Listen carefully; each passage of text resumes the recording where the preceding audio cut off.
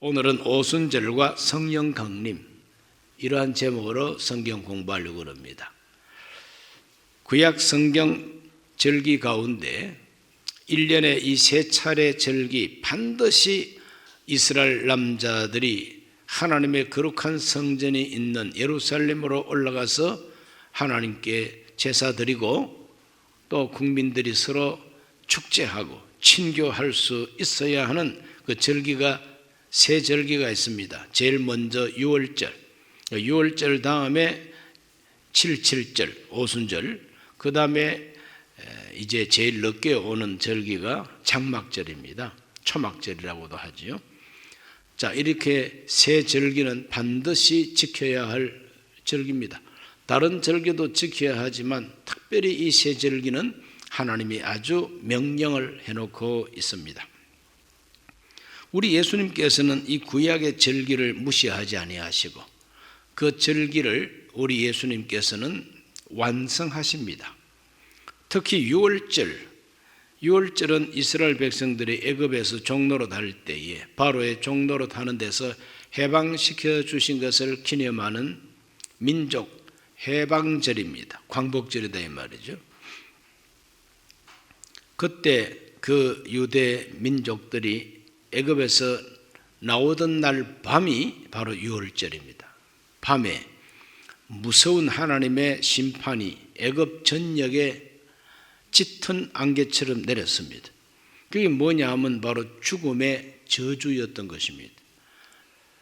바로 왕의 맏아들부터 시작해서 맷돌 가는 그 종의 아들, 또 외양간 송아지 중에서 수송아지, 돼지우리간에 있는 첫 새끼 가운데서 그 다음에 숫돼지 다 죽입니다. 초상 안 난 집이 단 한 집도 없어요. 싹 하나님께서 죽음의 심판을 내립니다. 그런데 그 이스라엘 백성들이 사는 동네는 죽음을 당한 집이 한 집도 없습니다. 그 이상하지 않습니까? 대궐에서부터 시작해서 종의 집에까지 초상이 났는데 이스라엘 백성들이 사는 고센 땅에는 초상난 집이 없어. 왜 그러냐? 양을 잡아가지고 피를 문설주에 바르고 문지방에 바르고 그러면은 이 죽음을 가져오는 이 죽음의 사자가 피를 보고 넘어간다는 뜻이 바로 유월절입니다. 피를 보고 넘어갑니다. 사람 보고 넘어가는 게 아니에요. 그 사람의 얼굴 생김새, 그 사람이 뭐 어떻게 사느냐 그거 절대 보지 않습니다. 오직 한 가지, 피가 있으면 넘어가고 피가 없으면 죽입니다. 그러니까 그것이 바로 유월절이에요. 그러므로 유월절에는 가장 핵심이 뭐냐? 어린 양이 이스라엘 백성들을 대신해서 죽고 그 피를 발라가지고 하나님의 심판에서 면제받은 바로 그겁니다. 그 명절을 우리 예수님께서 그대로 완성을 하십니다. 바로 그 유월절 양 잡는 날 우리 예수님께서 최후의 만찬식을 하시고 받아 먹으라 받아 마셔라 많은 사람의 죄를 위해서 흘리는 나의 피다 내 언약의 피다. 그래서 누구든지 예수 그리스도의 그 거룩한 피를 마시면 무슨 죄를 지었다 할지라도 하나님이 따지지 아니하시고 용서해 주신다는 것이 예수 그리스도의 복음인 것입니다. 할렐루야. 그래서 예수님은 유월절에 십자가에 못 박혀 죽으심으로 그 옛날 유월절에 희생된 어린 양처럼 하나님의 어린 양 예수 그리스도의 희생과 그 목숨을 바치고 피를 흘림으로 우리가 다 죄사함 받고 하나님의 자녀가 되었으니 유월절이 완성된 것이죠. 그 유월절이 지나고 난 다음에 50일째가 되면은 바로 그것이 오순절입니다. 7.7절인 것입니다. 유대인들은 유월절 딱 지나고 난 다음에 안식일이죠. 유월절 밤이 지나면은 이제 안식일입니다.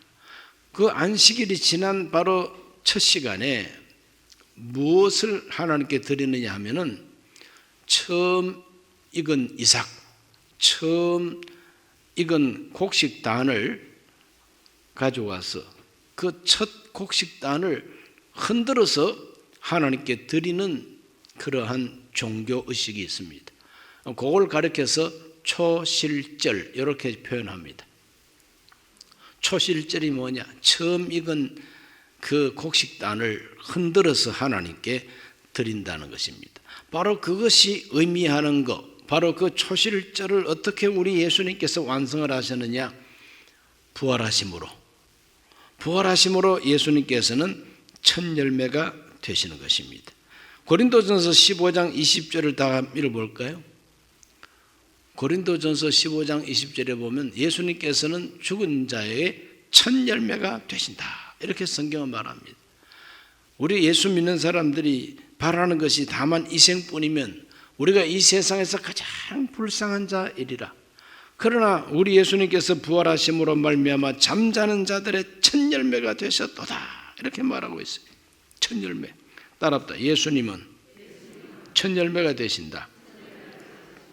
그리스도께서 죽은 자 가운데서 다시 살아나서 잠자는 자들의 첫 열매가 되셨도다. 그러므로 초실절은 바로 예수 그리스도의 부활을 의미하고 있는 것입니다. 이렇게 해서 예수 그리스도께서 십자가에 못 박혀 죽고 초실절의 열매로서 하나님 앞에 드려진 첫 이삭과 같이 우리 하나님 앞에 드려진 예수, 그때부터 날짜를 세가지고 그날부터 하루, 이틀, 사흘 날짜를 나누어서 50일째가 되면 그게 바로 오순절입니다. 레위기서 23장 15절에서 17절에 그것을 잘 말하고 있습니다. 읽어봅니다. 안식일 이튿날 곧 너희가 요제로 곡식단을 가져온 날부터 세워서 7 안식일에 수효를 채우고 7 안식일 이튿날까지 합하여 50일을 계수하여 새 소제를 야훼께 드리되 너희의 처소에서 10분째 이 에바로 만든 떡 2개를 가져다가 흔들지니 이는 고운 가루에 누룩을 넣어서 구운 것이요 이는 첫 요제로 야훼께 드리는 것이며 그랬어요. 이삭을 흔들어서 하나님께 바치고 난 다음에 50일째가 되면은 이제는 진짜 알곡을 추수해가지고 그 알곡을 가지고 고운 가루를 만들고 거기다가 누룩까지 집어넣고 숙성시킨다 이거죠. 그렇게 해가지고 떡을 만들어가지고 그 떡을 하나님 앞에 요제로 드린다. 이 요제가 뭐냐 하면은 흔들어 바친다고 하는 뜻입니다. 흔든다는 뜻이에요. 이렇게 하나님 앞에 바칩니다. 그 요제를 드리는 그 제사를 드리기까지는 그 한 50일 동안에는 절대로 곡식밭에 곡식이 익어가더라도 손을 대지 못하게 합니다. 절대로 새 곡식은 오순절 지나면서부터 그들은 먹기를 시작하는 거예요. 그 전까지는 절대 먹지 못하고 꺾지도 못하고 추수를 못하게 합니다. 한창 이제 익어갈 때니까 절대 손 못 대게 하죠. 그래서 오순절이 되면은 바로 그때부터 이제 추수가 시작이 되는 겁니다. 지난 주일 5월 23일 주일이 바로 오순절이었습니다. 바로 그날이 성령 강림 주일이죠. 우리 예수님께서 6월절에 십자가에 못 박혀 죽으신 것은 6월절의 영적 의미를 완성하기 위함이고 우리 예수님께서 오순절날 약속한 성령을 보내주셨어요. 그래서 성령 강림은 오순절에 이루어졌습니다. 그렇다면 이 오순절과 성령 강림은 밀접한 관계가 있는 거죠. 그러므로 예수님께서 약속한 성령을 부어주신 이 성령 강림은 구약의 절기 가운데 오순절의 완성이라고 하는 것을 알게 됩니다. 오순절은 어떤 절기였느냐? 첫째로는 추수감사의 절기였어요. 추수감사의 절기입니다. 초실절이라고 해서 처음 익은 완전히 무르익은 이삭이 아니에요. 이제는 알이 들기 시작한 바로 그 이삭을 하나님께 흔들어 바치고 그때부터 50일까지 두면은 완전히 황금 물결을 이루고 누렇게 이제 익어서 알곡을 거두게 됩니다. 바로 그 알곡을 거두어 드렸던 추수의 절기가 오순절이에요. 그 거두어 드린 알곡 가운데 제일 먼저 거두어 드린 그 알곡 가지고 떡을 만들어서 하나님께 흔들어 바치는, 그 바로 하나님께서 주신 열매라고 하는 것을 감사하는 그 감사의 제사죠. 그러므로 오순절은 바로 추수 감사의 절기였다고 하는 것을 알게 됩니다. 민수기 28장 26절을 읽어봅니다. 77절 처음 익은 열매를 드리는 날에 너희가 야훼께 새 소제를 드릴 때에도 성회로 모일 것이요 아무 일도 하지 말 것이며, 처음 익은 열매를 하나님 앞에 드리는 절기가 77절이에요. 무르익은 열매입니다. 거기에 이삭이 핀 게 아니에요. 그 이삭 속에 알곡이 꽉 들어차 있는 것이죠. 시골에서 살아보면은 완전히 익어서 알곡 되기 전에는 절대 추수하지 않습니다. 추수하지 않습니다. 아주 익어서 고개를 푹 숙이고 정말 익었다고 하면은 그때 비로소 낯을 대해 가지고 추수를 해야 알곡을 거두드리죠. 그러므로 6월절이 딱 되고 바로 안식일 후에 하나님께 바치는 첫 이삭은 이삭입니다. 열매는 열매라도 그는 이삭 열매예요. 그러나 오순절에 드리는 이 첫 열매는 무엇이냐? 알곡 열매를 하나님께 드리는 것이죠. 신명기 16장 17절도 한번 다 같이 읽어볼게요. 신명기 16장 10절 내 하나님 야훼 앞에 77절을 지키되 내 하나님 야훼께서 너에게 복을 주신 대로 내 힘을 헤아려 자원하는 예물을 드리고, 77절은 하나님 앞에 힘을 다해서 자원하는 예물을 드리는 절기라. 내 힘을 다해서 하나님께 예물을 드린다는 것이 바로 추수감사지요. 왜 그렇게 합니까? 이 모든 알곡들은, 이 모든 추수한 이 곡식들은 하나님이 주신 것이라고 하는 신앙 고백이죠. 하나님이 주셨기 때문에 감사한 마음으로 하나님께 드리니까 그게 바로 추수감사죠. 오늘 우리 모두는 하나님 앞에 오순절에 하나님 앞에 드려야 할 알곡, 나는 어떤 알곡으로 하나님 앞에 드릴까? 오순절 날 하나님이 성령을 부어주셨는데 그 성령은 어떤 역할을 하시는 분이냐? 우리로 하여금 알곡 되게 하시는 성령이시다 하는 것을 우리에게 보여주고 있죠. 그러므로 하나님의 성령 충만하지 않고는 알곡이 될 수가 없어요. 쭉정이만 됩니다. 그러므로 우리 모두는 쭉정이 크리스찬이 되지 말고 알곡 크리스찬이 돼야 됩니다. 쭉정이는 꺼지지 않은 불에 태우고 알곡은 거두어서 곡간에 드린다고 하는 말 알고 계십니까? 우리 모두가 다 알곡 되시기를 바랍니다. 성령 강림을 통해서 영혼을 추수해서 하나님 앞에 알곡 영혼을 하나님께 드리는 것이 바로 오순절입니다. 성령 강림은 바로 그와 같은 목적을 이루기 위하여 우리 예수님이 약속하신 성령을 부어주신 것이죠. 요한계시록 14장 4절 말씀을 한번 읽어보겠습니다.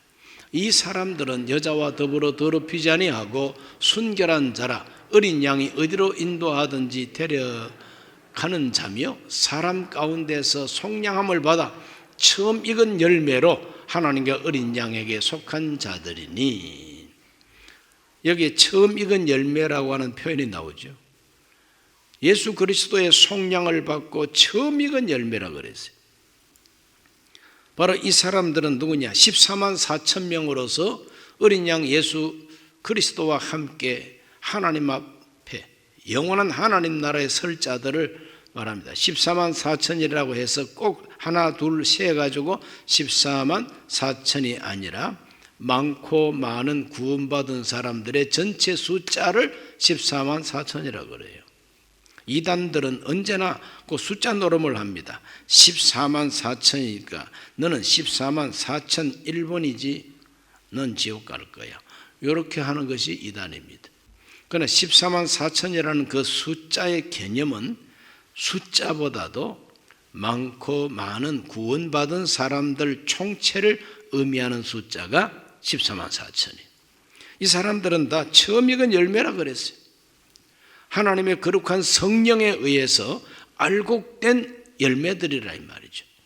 오늘 우리 모두는 다 14만 4천 숫자에 관심을 갖지 말고 성령으로 말미암아 나는 하나님 앞에 알곡이 되어야 되겠다. 이 마음을 가지게 되시기를 바랍니다.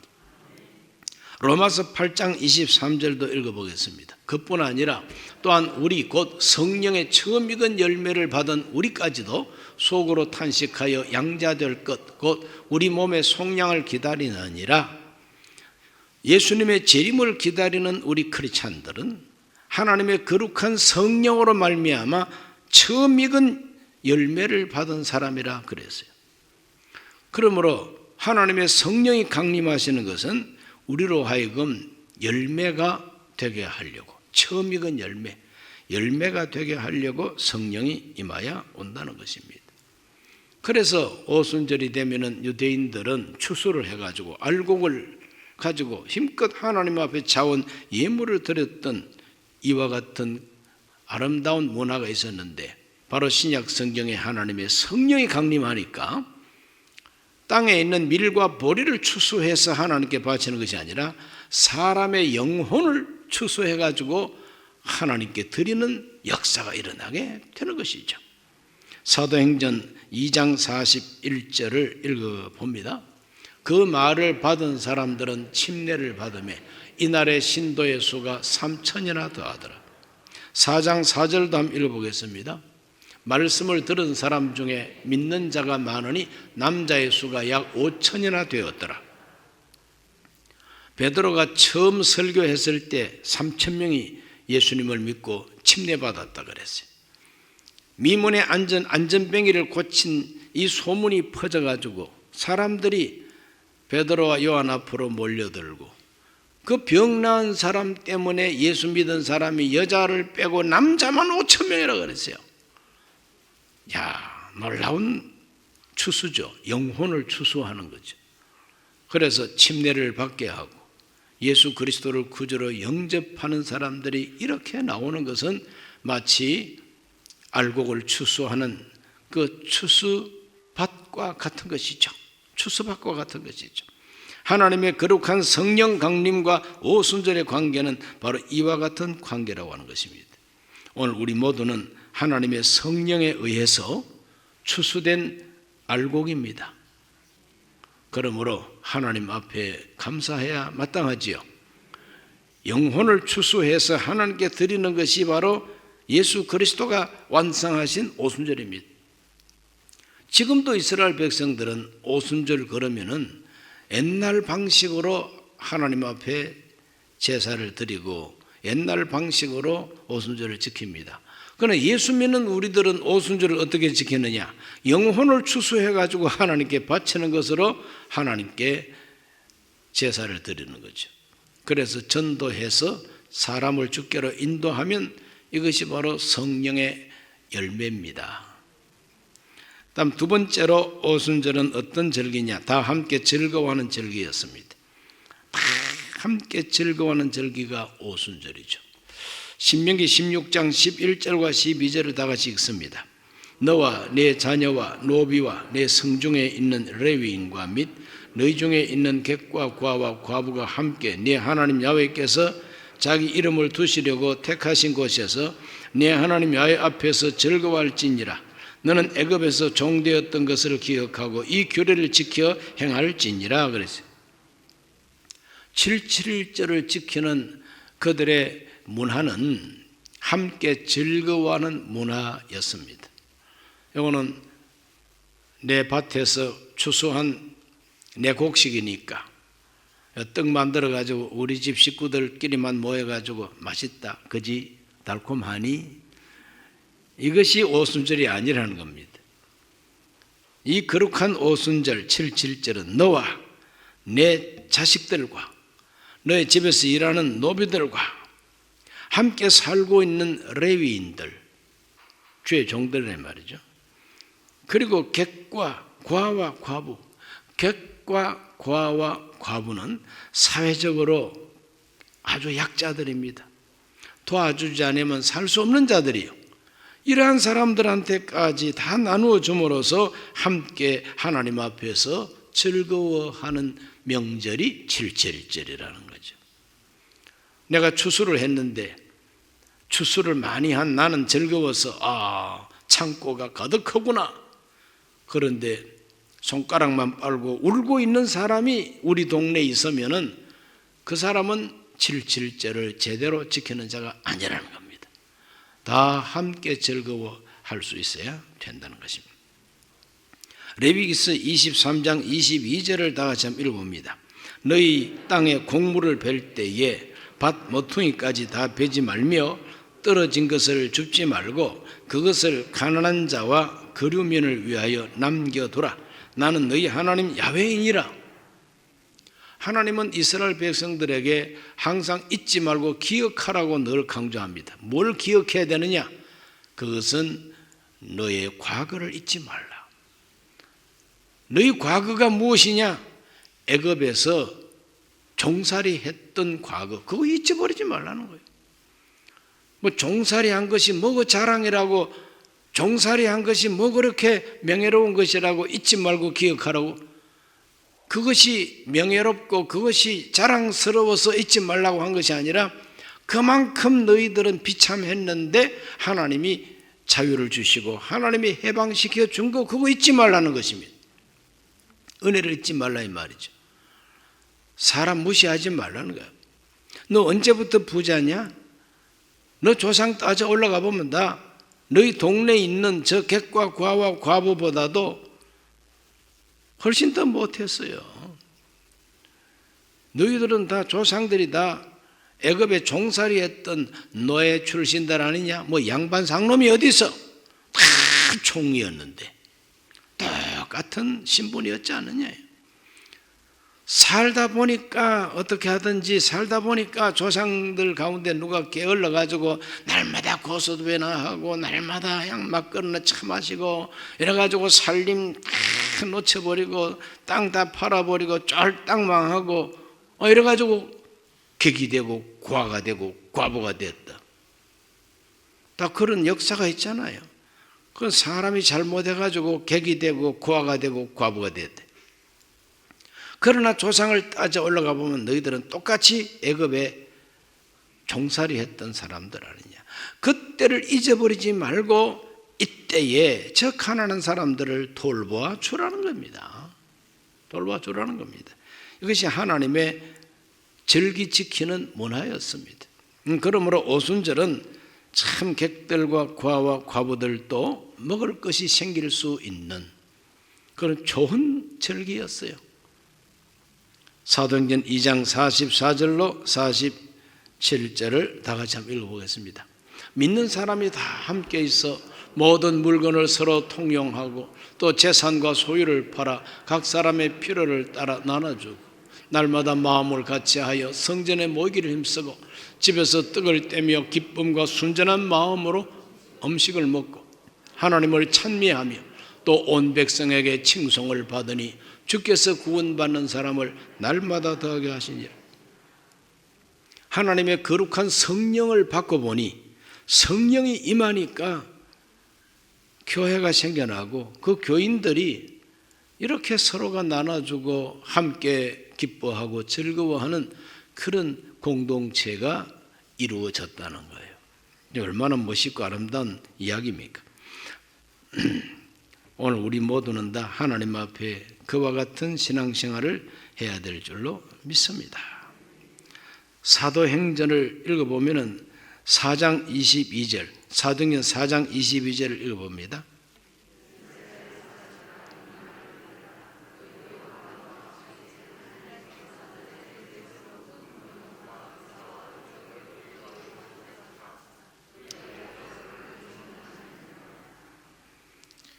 뭔가 잘못 읽은 것 같기도 한데, 여기 이제 32절인데 제가 어떻게 22절로 여기다가 적어놓은 것 같아요.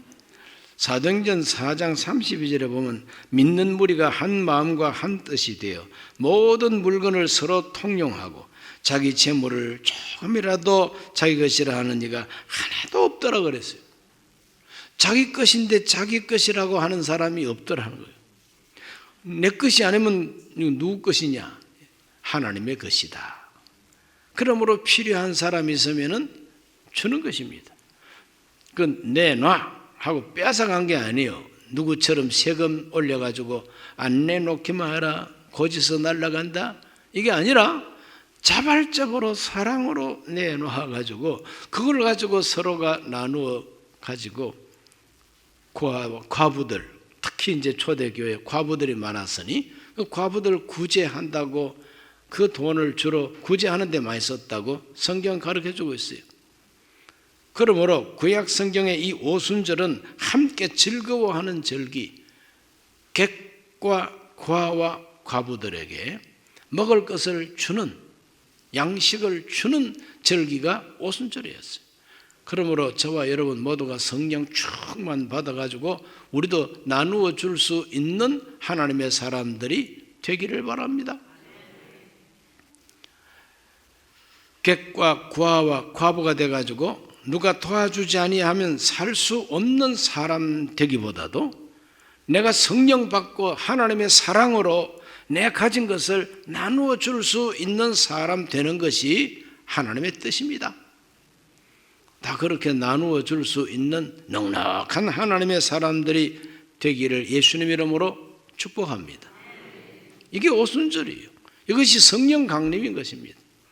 성령 충만 받았다, 성령 받았다 그러면서 인색하기 그지없고 평생에 하나님 앞에 헌금 제대로 해본 적도 없고 누구를 섬겨본 적도 없고 노랭이도 그런 노랭이가 없고 차돌맹이처럼 마음이 차가워가지고 내꺼 그 사람 성령 받은 사람 아닙니다. 하나님의 거룩한 성령 충만하면 그 성령이 그 사람 속에 들어와가지고 나누어 주는 사람으로 만들어내는 것이 성령의 역사라는 거죠. 우리 대한민국이 지금 이렇게 살고 있지만 우리나라의 기독교가 처음 들어왔을 때가 1885년이거든요. 그럼 1885년 바로 그 어간에 그 1800년대 우리나라의 이 생활 풍습, 이 사회 구조 이런 것에 대해서 선교사님들이 써놓은 글들이 지금도 다 고스란히 남아있어요. 그걸 읽어보면요 너무 형편없이 가난하고 너무 형편없이 지저분하고 더럽게 살았더라고요. 전염병이 돌면은 도무지 침 맞아가지고는 안 되거든요.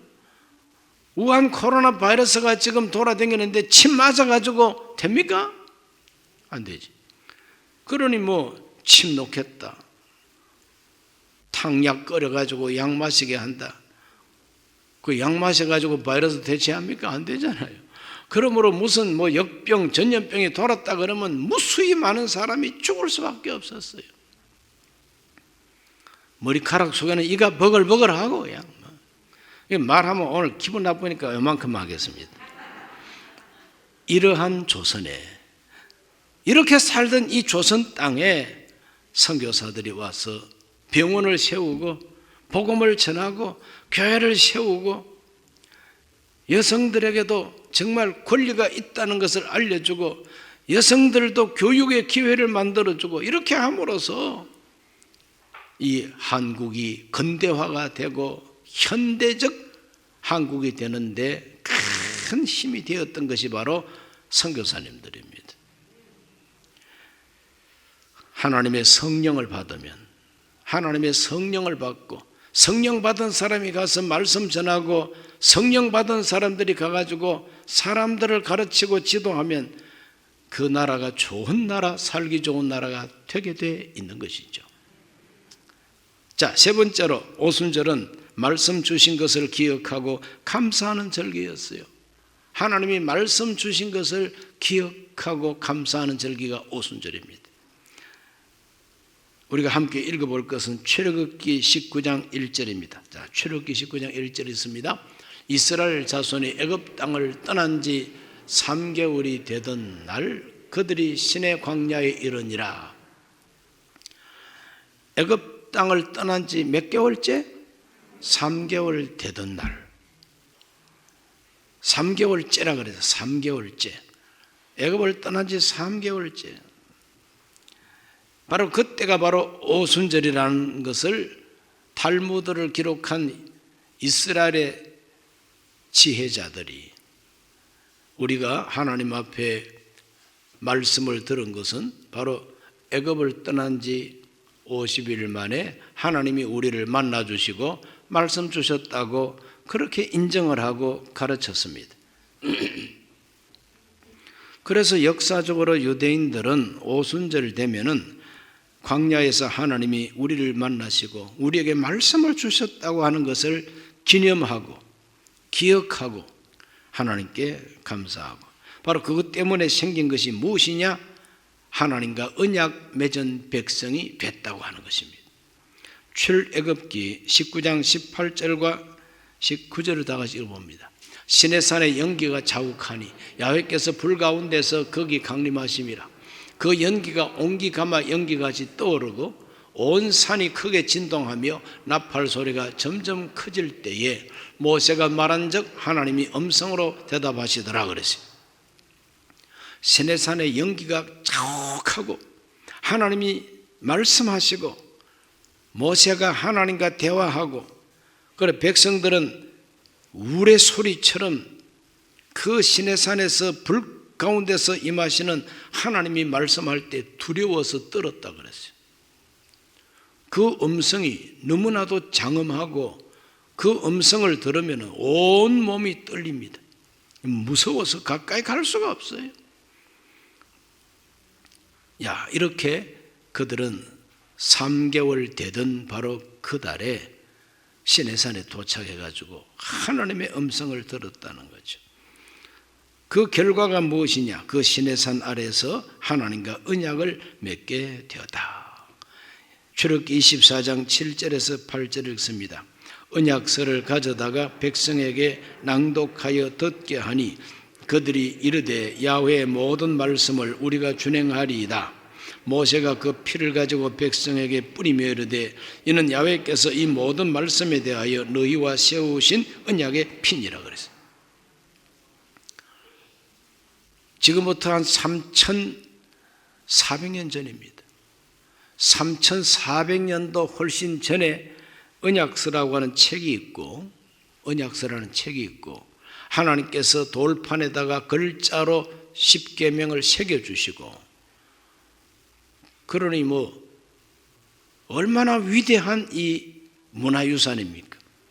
그때 하나님이 직접 새겨주신 그 돌판이 지금 발견이 되면은요, 세계 최고 보물이 될 거예요. 사람이 쓴 글이 아니고 하나님이 직접 쓴 글이라 그러니까. 그 앞에서 사람들이 우상 숭배할까 봐 하나님이 감춰버렸어요. 어딘가 있을 거예요. 혹시 여러분이 그걸 찾아내기만 하면요, 걱정 끝입니다. 걱정 끝이에요. 세계 최고의 보물이 바로 그거니까요. 3,500년 전에 이 이스라엘 백성들은 시내산에 도착해가지고 시내산에서 말씀 주신 그 하나님, 그 말씀을 책으로 만들어가지고 언약서를 만들고 그 언약서를 모세가 백성들한테 낭독하고 읽어주고 백성들이 듣고 우리가 그 말씀을 순종하겠습니다 하고 하나님과 언약을 맺은 거예요. 하나님이 멱살을 잡고 끌고 와가지고 도장 찍어 이래가지고 맺은 언약이 아니에요. 언약서를 읽어주고 백성들이 다 즐거운 마음으로 순종하겠습니다 하고 피를 뿌려서 하나님의 제단에도 피 뿌리고 백성들한테도 피 뿌려가지고 피로 맺은 언약이 하나님과의 언약이에요. 그때부터 하나님과 언약 맺은 백성들이 탄생하게 된 거예요. 그 전까지는 오합지졸에 불과합니다. 그건 오합지졸입니다.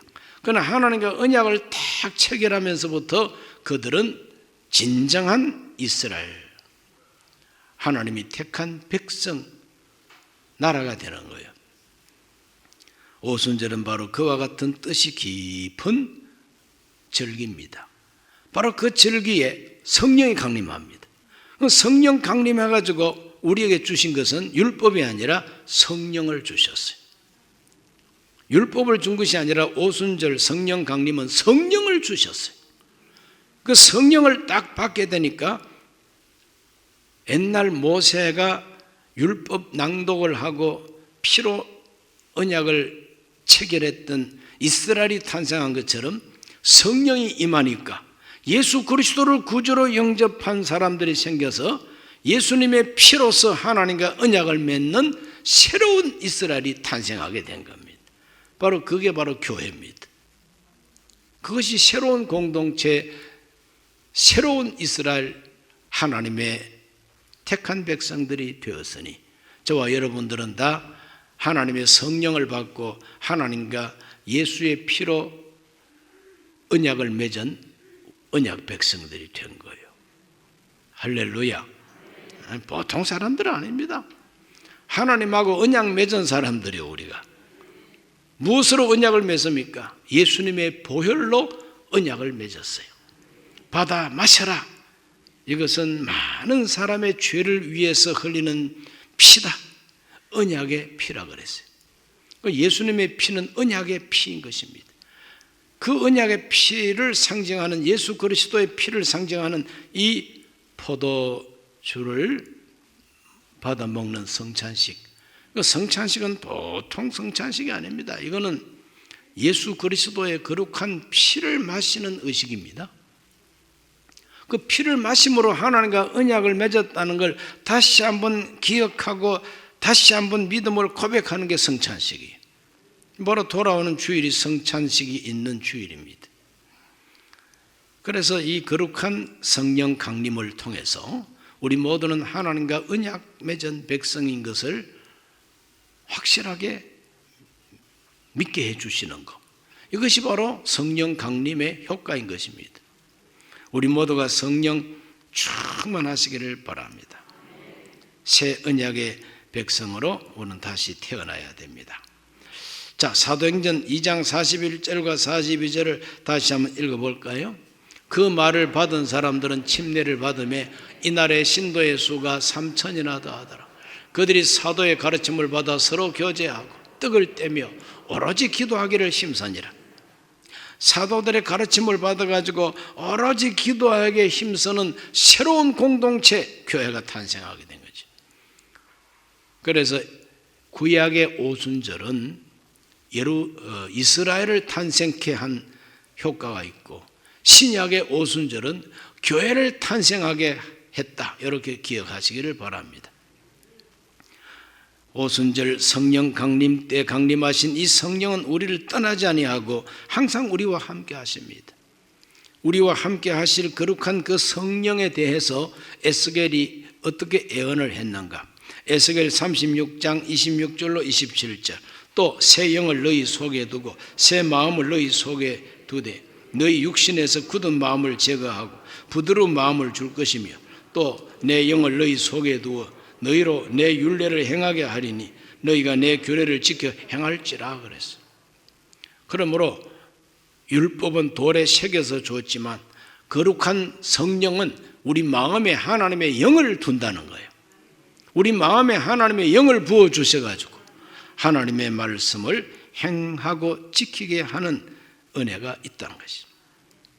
로마서 8장 4절에서 6절, 육신을 따르지 않고 그 영을 따라 행하는 우리에게 율법의 요구가 이루어지게 하려 함이니라. 육신을 따르는 자는 육신의 일을, 영을 따르는 자는 영의 일을 생각하나니 그랬어요. 우리 모두는 다 하나님의 영을 받고 하나님의 거룩한 영을 따라 행함으로 하나님이 요구하는 뜻을 이루게 되시기를 바랍니다. 이것이 바로 오순절이요, 이것이 바로 성령 강림입니다. 오순절이라고 하는 것은 구약적인 용어입니다. 구약적인 율법적인 그 말이 오순절입니다. 그러나 신약의 완성된 오순절은 성령 강림, 즉 성령 충만이란 말이에요. 성령이 강림하니까 저마다 성령 충만을 받고 다른 방언으로 말하기를 시작하니라 그랬지 않습니까? 오늘 저와 여러분은 다른 방언으로 말하는 성령 충만 받은 오순절 교인, 즉 성령 충만한 하나님의 사람이 돼야 됩니다. 그래서 지난 주일 성령 강림 주일이었는데 이 성령 강림이 이루어짐으로 세계 선교가 출발이 됐고 땅에 교회가 서게 되고 예수 믿는 새로운 공동체가 생겨나게 됐다는 것입니다. 오늘은 이 세 가지, 이 오순절의 세 가지 그 절기 의미를 완성하신 예수 그리스도의 복음을 우리가 공부했습니다. 우리 모두는 다 오순절 성도가 되기를 주의 이름으로 축원합니다. 기도합니다. 살아계신 하나님, 오늘 주님 앞에 나와 오순절과 성령 강림에 대해서 공부했습니다.